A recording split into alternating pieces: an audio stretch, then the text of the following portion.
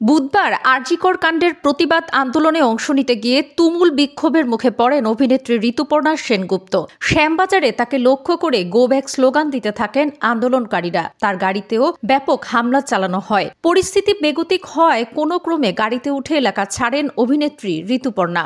ঋতুপর্ণার এই হেনস্থার ঘটনাকে তীব্র নিন্দা করেছেন টলিউডের বহু অভিনেতা অভিনেত্রীরা। আর এবার সেই ঘটনায় মুখ খুললেন তৃণমূল সাংসদ শতাব্দী রায়। শতাব্দী রায় বলেন, গেলেও দোষ না গেলেও দোষ। তার কথায়, একজন শিল্পী যদি কোনো আন্দোলনে অংশগ্রহণ করে তাকে হেনস্থা করা হচ্ছে, আবার যদি না যান তাহলেও তাকে দোষারোপ করা হচ্ছে। এটা খুবই দুর্ভাগ্যজনক। আমাদের বোঝা উচিত যারা এই ধরনের আচরণ করছেন তারা আসলে কি চাইছেন। শতাব্দী রায় স্পষ্ট করেন যে এমন আচরণ শিল্পী এবং সাধারণ নাগরিকদের মত প্রকাশের স্বাধীনতার উপর আঘাত হানে, যা কোনোভাবেই গ্রহণযোগ্য নয়। এই প্রসঙ্গে শতাব্দী রায় আরও বলেন, প্রতিবাদ বা আন্দোলন গণতান্ত্রিক অধিকার, কিন্তু সেই অধিকার ব্যবহারের সময় একজন শিল্পী বা অন্য কোনো ব্যক্তিকে হেনস্থা করা কোনোভাবেই উচিত নয়। আমাদের সকলেরই উচিত একজন নাগরিক হিসেবে তার মত প্রকাশের অধিকারকে সম্মান করা।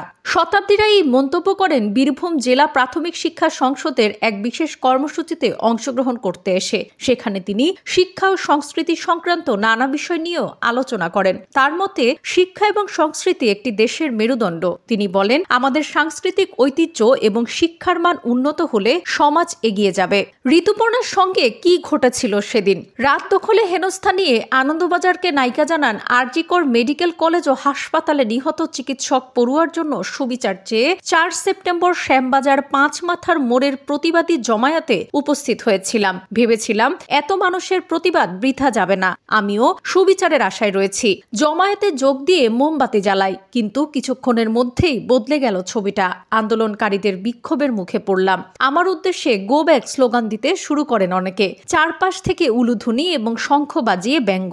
এতে কিছু মনে করেছি এমন নয়, কিন্তু তারপর গাড়িতে জুতো ছোড়া হলো। তখন আমি দরজা খুলে বলি, আপনারা এমন করবেন না, আপনাদের সঙ্গে কথা বলতে এসেছি, বসতে এসেছি। কিন্তু কেউ কোনো কথাই শুনলেন না। আসলে আমার মনে হয় কিছু মানুষ প্রতিবাদের কথা মাথায় না রেখে হুজুগে চলে গিয়েছিল জমায়েতে। বুঝতে পারছি সকলেই ক্ষুব্ধ, তবে কলকাতার প্রতিবাদী চেহারার মধ্যেই চেহারাটা দেখে আমি লজ্জিত, আহত, কম্পিত। বুধবার রাতে আমার প্রাণটাও চলে যেতে পারত।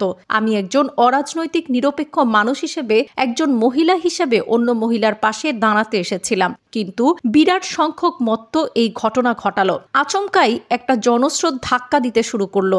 এত চিৎকার হচ্ছিল যে কারো কোনো কথা শুনতে পাচ্ছিলাম না। আমি তো কাল কোনো তারকা হিসাবে নয়, মানুষ হিসাবে গিয়েছিলাম। যেখানে ঘটনাটা ঘটলো সেখানে নিহত চিকিৎসকের বাবা মাও এসেছিলেন। ভেবেছিলাম একবার দেখা করব ওদের সঙ্গে, বলতাম ওদের লড়াইয়ের সঙ্গে আমিও রয়েছি, কিন্তু তা হলো কই। তবে এই ঘটনার পর আমি থেমে যাব এমনটা নয়। আমার মনের মধ্যে প্রতিবাদ থাকবে। আমিও একইভাবে সুবিচার চাইব, সেটা থামবে না। পরিস্থিতি যে এমন হতে পারে আমি ভাবিনি। এ তো আমার চেনা কলকাতা, আবেগের প্রতিবাদের জনসমুদ্র। কিন্তু বাড়ি ফিরে দেখি গাড়িতে শুধুই আঙুলের ছাপ, শুধুই হাত দিয়ে মেরে মেরেই তুবড়ে দিয়েছে গাড়িটা। সত্যি বলছি, আমার তাতে কোনো আক্ষেপ নেই, কিন্তু আমার মনে হয় যারা এটা করলেন তারা নিজেরাও জানেন না কি করছেন। সবাই চিৎকার করছিলেন, তারাও চিৎকার করেছেন। একটা বর্বরতার সাক্ষী থাকলাম। ওই রাতে আমি একা নয়, সোহম সোলাঙ্কিরাও ছিল, গান গাইছিল ওরা। আমি ওদের সঙ্গে মিশে যেতে চেয়েছিলাম, কিন্তু এমন কিছুর সাক্ষী হব ভাবতে পারছি না এখনো। বুঝতে পারলাম না কেন এই আক্রোশ। আমি তো রাজনৈতিক ব্যক্তি নই। আমি এই শহরের সকলের সঙ্গে রাত জাগতে চেয়েছিলাম। ওই ভিড়ের মাঝে চটিচাটা বলে সম্বোধন করা হয়েছে আমাকে। এমন অসভ্যতা। আসলে যারা এটা করলেন তাদের মুখ্য উদ্দেশ্য আন্দোলন করা নয়, একজন তারকাকে হেনস্থা করা। কাউকে পাচ্ছেন না, সামনে ঋতুপর্ণা ছিল, ব্যাস ঝাঁপিয়ে পড়লেন। আমাকে অনেকেই বলেছিলেন জমায়েতে সামিল না হতে, কিন্তু আমি ভেবেছিলাম মানুষ হিসেবে সঙ্গে থাকবো। এমন নিকৃষ্ট ঘটনা ঘটলো, এখনো ঘোর কাটছে না। আমি প্রশ্ন করতে চাই, আমার সমবেদনা জানানো কি অন্যায়? একটি মেয়ের হয়ে তারা আন্দোলন করছেন, আর অন্য একজন নারীকেই হেনস্থার শিকার হতে হলো। আসলে হয়তো এই মানসিকতা আমাদের বর্বরতার দিকে ঠেলে নিয়ে যাচ্ছে।